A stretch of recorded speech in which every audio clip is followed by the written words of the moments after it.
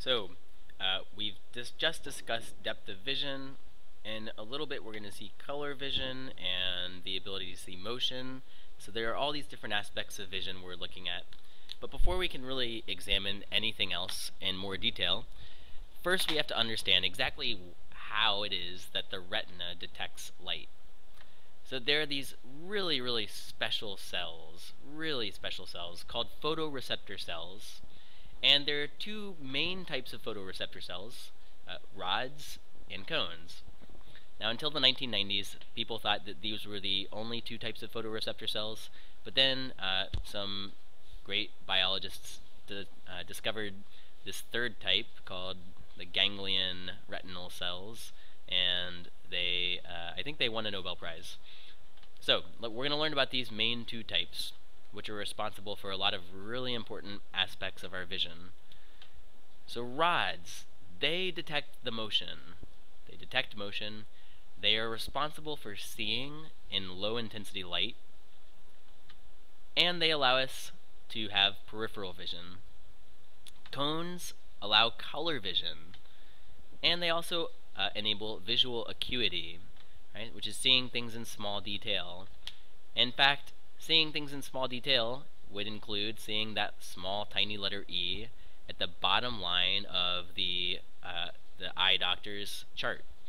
So 20/20 vision, right, that kind of description, like 20/20, that's just a numerical description for visual acuity. Right, so that's what we're talking about here. How good is your vision? Is it 20/20, 20/30, that sort of thing. The fovea, or yellow spot, is located at the center of the retina, and it consists entirely of cones. And just a few degrees away from the fovea, the concentrations of rods is at a maximum. Right? So here's a nice chart displaying this concentration distribution as we move away from the fovea. So we measure the amount that we are away from the fovea in angles rather than in meters or something like that. So imagine that you're looking from the lens and sweeping out these angles away from the fovea.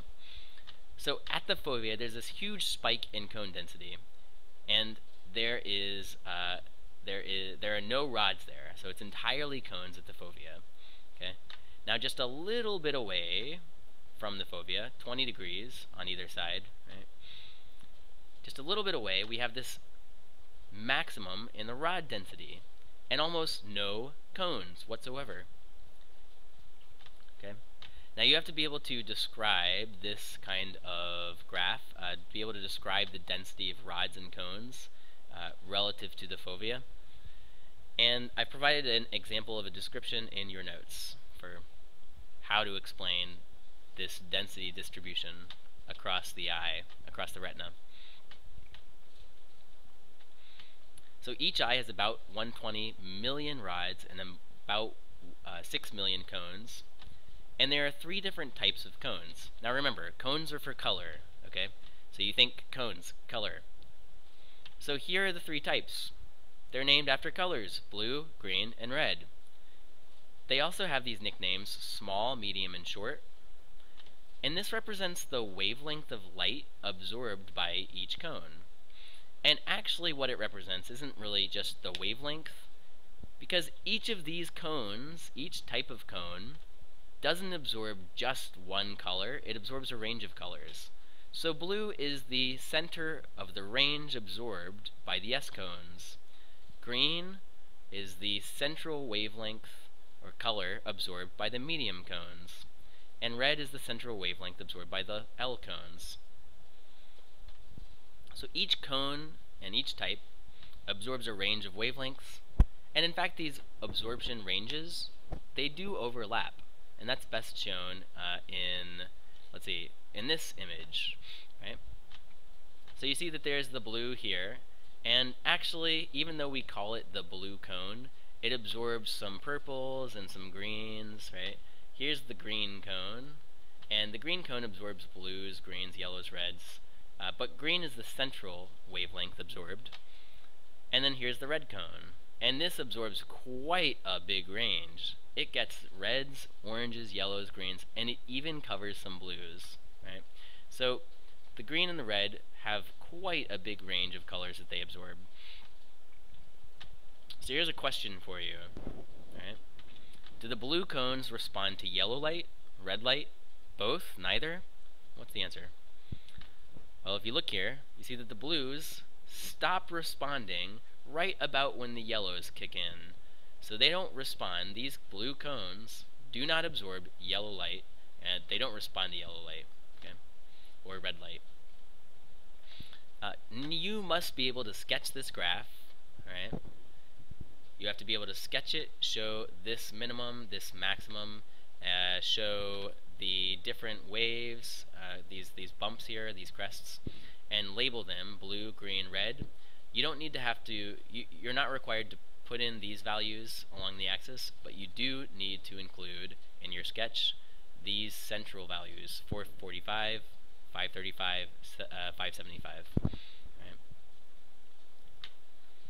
Color blindness is the inability, oops, wait, I skipped. Okay, photopic vision is color vision under normal lighting. Okay? So photopic vision is what we get from the cones. Color vision under normal lighting. Scotopic vision is the ability to see in dim light without any color. And this is what we get from the rods. That's the type of vision provided by the rods. Okay? Photopic and scotopic. Just pure memorization here. Color blindness is the inability to distinguish certain pairs or sets of colors. So the main cause is faults in the development of the cones, and that's the one we have to know.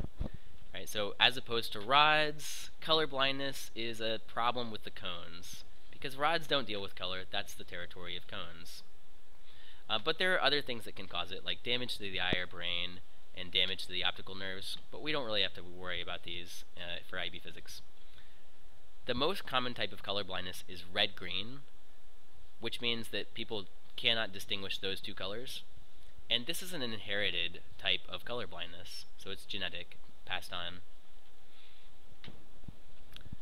White light is a mixture of all of the colors of the visible spectrum in equal or roughly equal proportions. Now, when we say it's a mixture of all colors, here's what we really mean. We mean that when we see all of the colors at the same time in roughly equal proportions, our brain perceives the color white. So when all of those different colors hit the retina at the same time in roughly equal proportions, we perceive it as white. The primary colors are, guess what? Red, green, blue. They're the same as the different types of cones. And when you combine the primary colors in equal proportions, these make white light, because our three cone types are being stimulated equally. Right, so those correspond. Red plus green gives this secondary color, yellow. Blue plus green gives the secondary color, cyan. And red plus blue gives magenta. So these are called the secondary colors, and we can talk about them in terms of addition, color addition, but we could also talk about them in terms of subtraction from white. Okay? So if you take white light and you subtract blue, you have red plus green. In other words, you have yellow.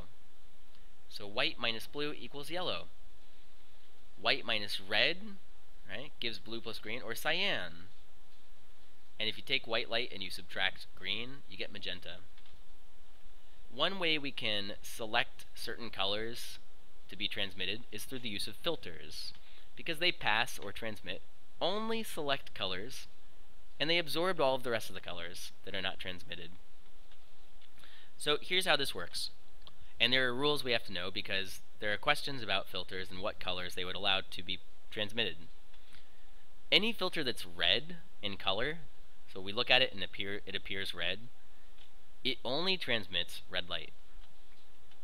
A magenta colored filter is going to be able to transmit, right, look up here, red, blue, and magenta, right? Or any other combination of red and blue. Not just magenta, but any red-blue combo. So write out the rest of these possibilities in your notes. You've got some space there. Perception refers to human perception, and it's a very, very different thing from just our eye and the data or the information the eye collects. So the eye, right? The eye collects all of this sensory information and it sends it to the brain, and then the brain processes it, right? So the brain has to interpret that sensory information, and the interpretation, right, is what forms our perception. So the brain interprets the information, and that shapes the perception that we have. Now, there are ways to trick our perception, to trick our brain, and give certain perceptions by providing specific kinds of sensory information to the eyes. Right? So, for example, if you show the eyes really deep shadows, we have the tendency to form the perception of massiveness, right? So if you show me a room and you color it with lots of deep shadows, then that forms the impression of massiveness. So light and shadow can be selected to kind of fool the brain and elicit certain perceptions or impressions. Glow can do the same thing. For example, blue tints we perceive blue tints as cold. We perceive red and oranges as warm. But then we could also use glow, like the color, the general color glow, to impact how we perceive room size. So for example, a light-colored ceiling will make a room look bigger or heightened. It'll appear taller if you use lighter colors on the ceiling. Just a fun fact. And that's it for this section.